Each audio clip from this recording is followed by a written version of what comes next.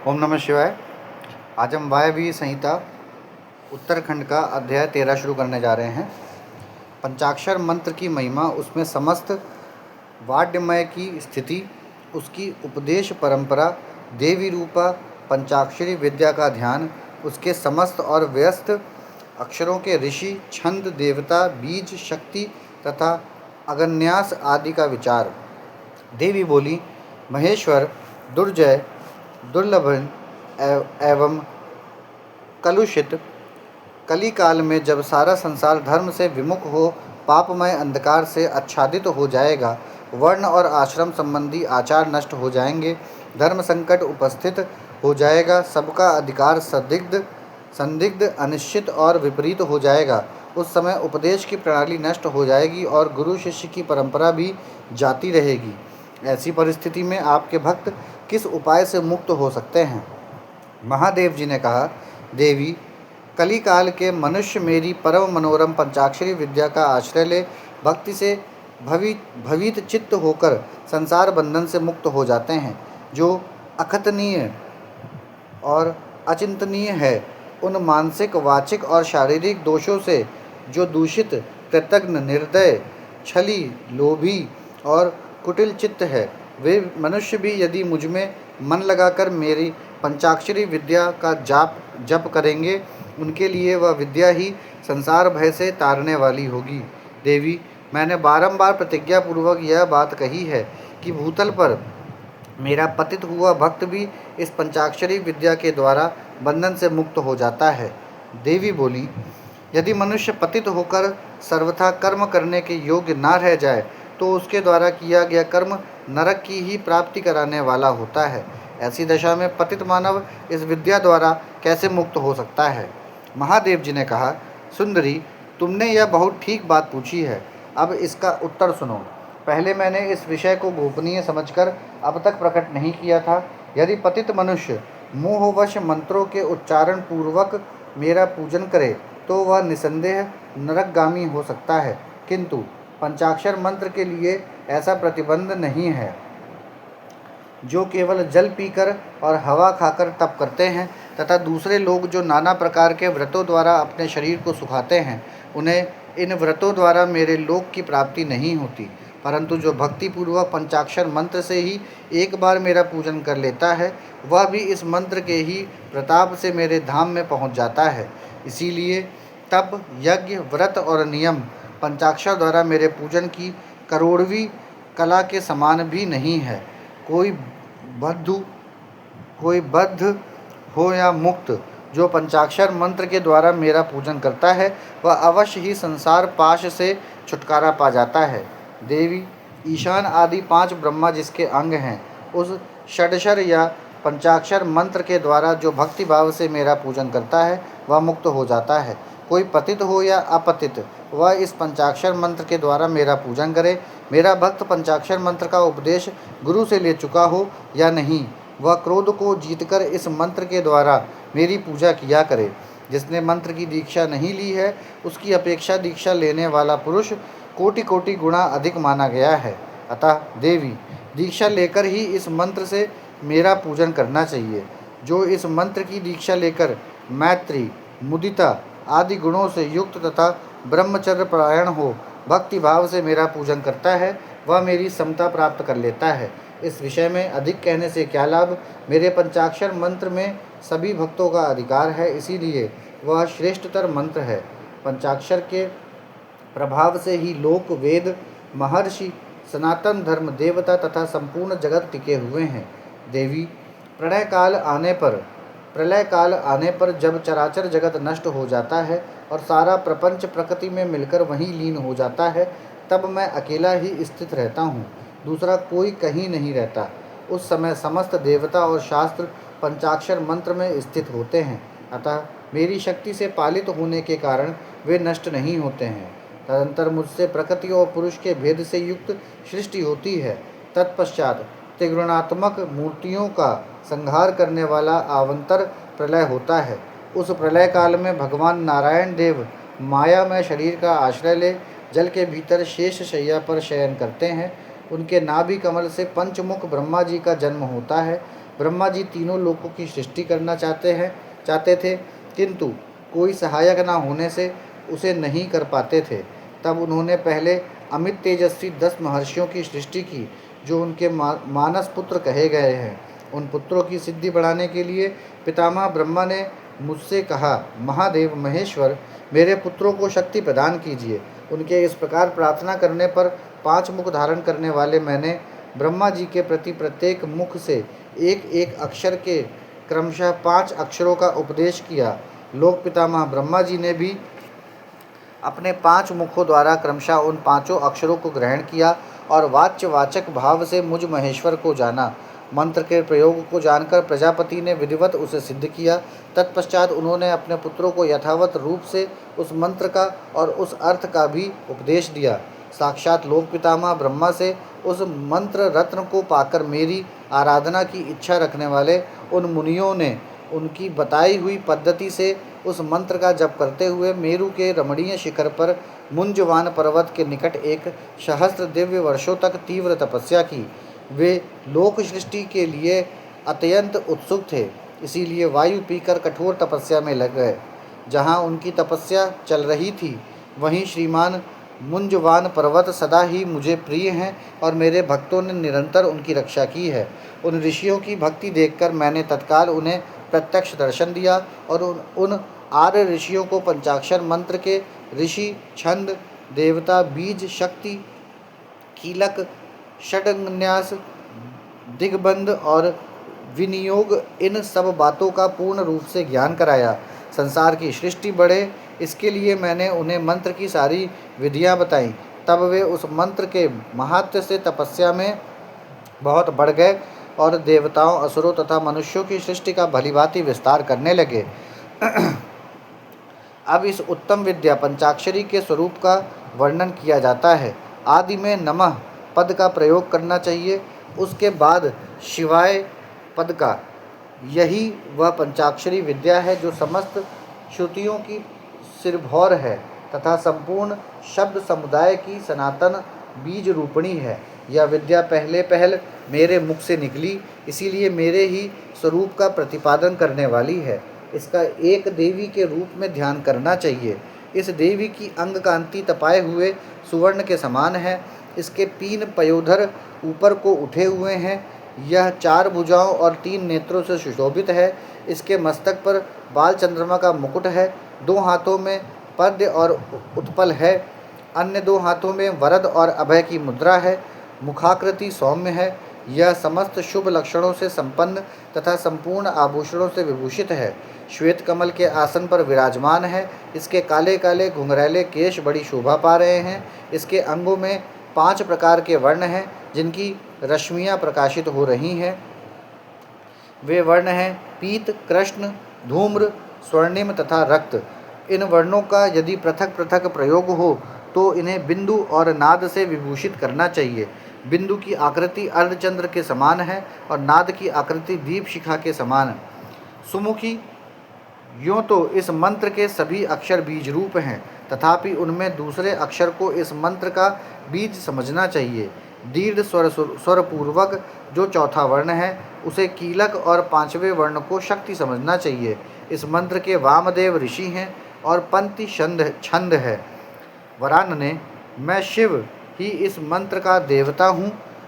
वरारोहे, गौतम, अत्रि, विश्वामित्र, अंगीरा और भरद्वाज ये नकारादि वर्णों के क्रमशः ऋषि माने गए हैं। गायत्री, अनुष्ठुप, त्रिष्ठुप, बृहति और विराट ये क्रमशः 5 अक्षरों के छंद हैं। इंद्र, रुद्र, विष्णु, ब्रह्मा और स्कंद ये क्रमशः उन अक्षरों के देवता हैं। वरानने, मेरे पूर्व आदि चारों दिशाओं के तथा ऊपर के 5 मुख इन नकारादि अक्षरों के क्रमशः स्थान हैं।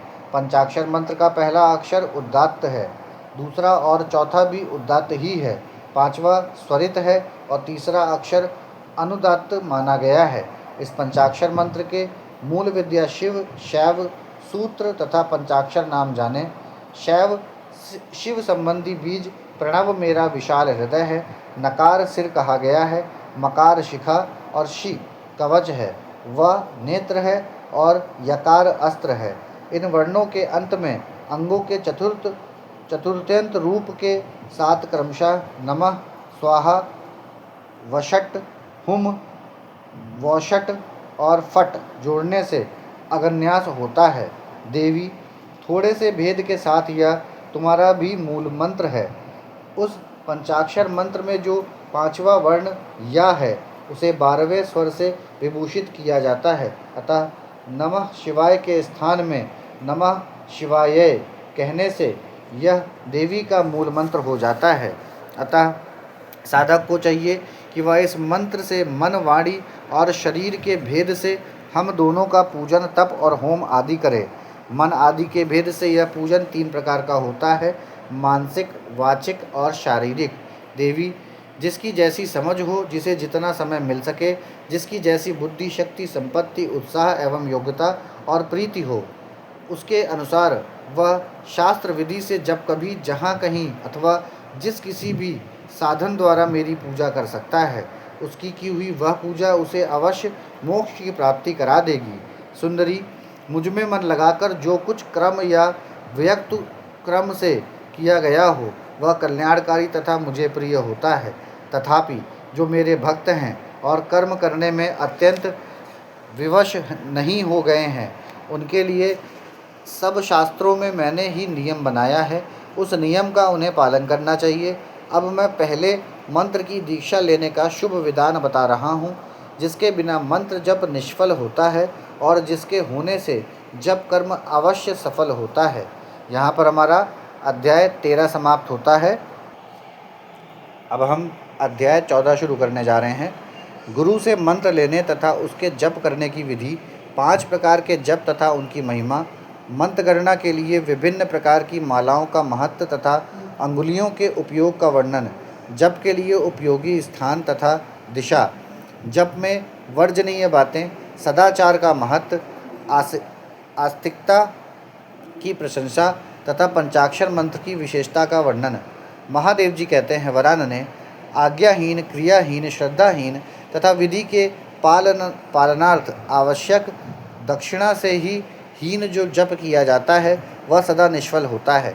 मेरा स्वरूपभूत मंत्र या यदि आज्ञा सिद्ध, क्रिया सिद्ध और श्रद्धा सिद्ध होने के साथ ही दक्षिणा से भी युक्त हो तो उसकी सिद्धि होती है और उससे महान फल प्राप्त होता है।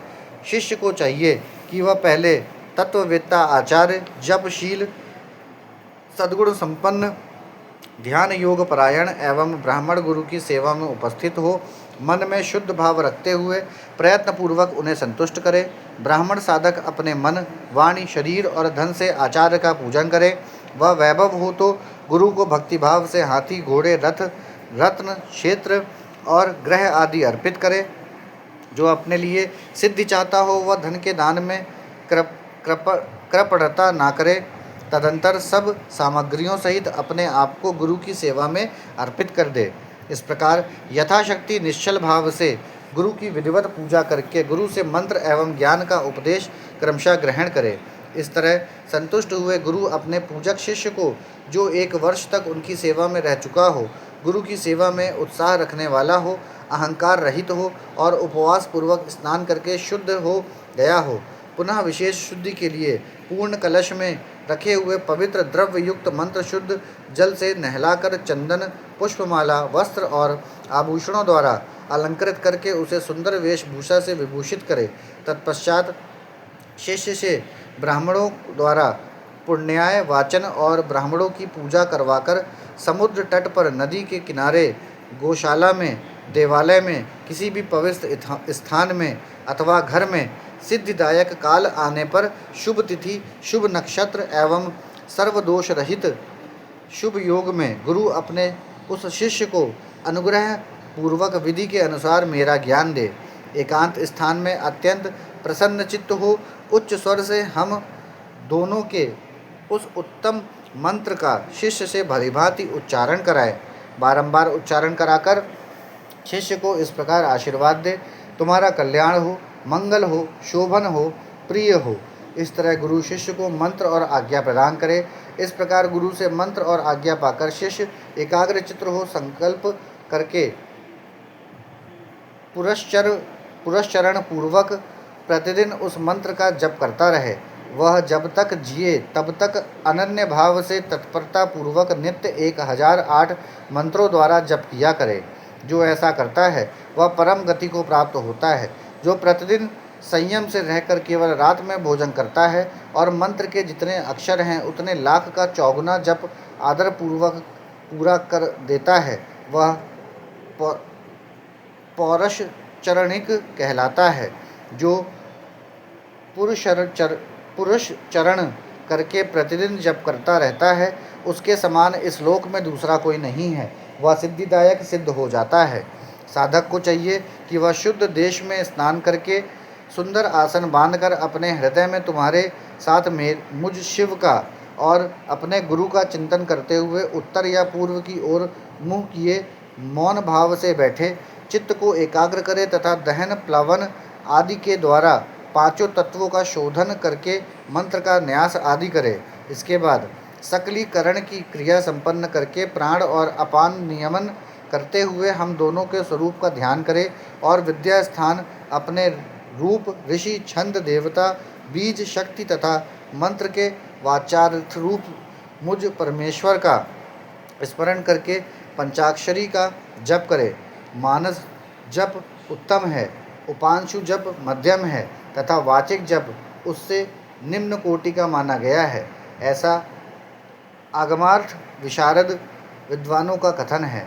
जो ऊंचे नीचे स्वर से युक्त तथा स्पष्ट और अस्पष्ट पदों एवं अक्षरों के साथ मंत्र का वाणी द्वारा उच्चारण करता है, उसका यह जप वाचिक कहलाता है।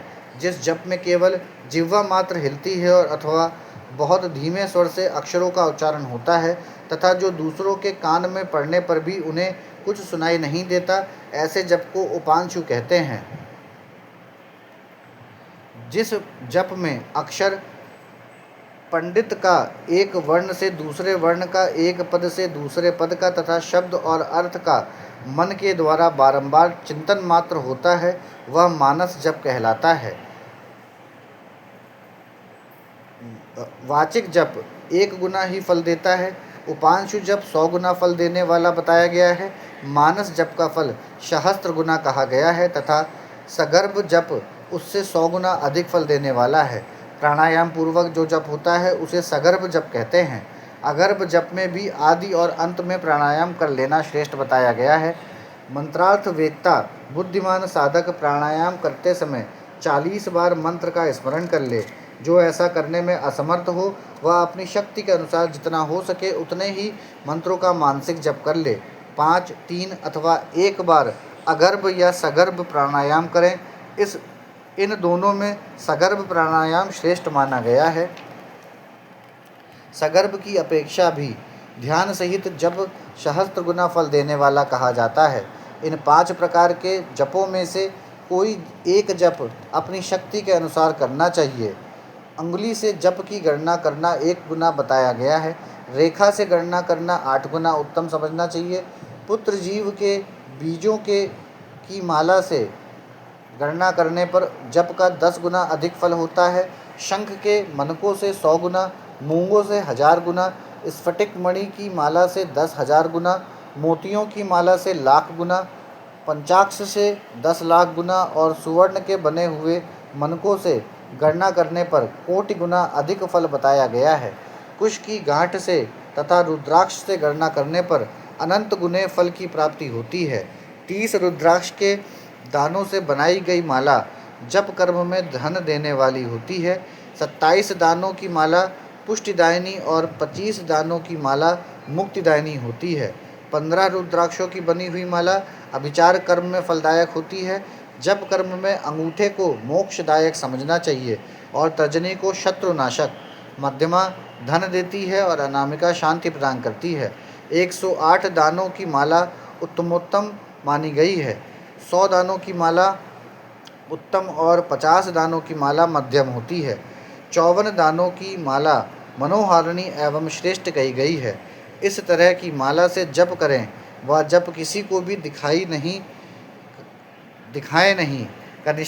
कनिष्ठा का उंगली अक्षरणी मानी गई है, इसीलिए जप कर्म में शुभ है।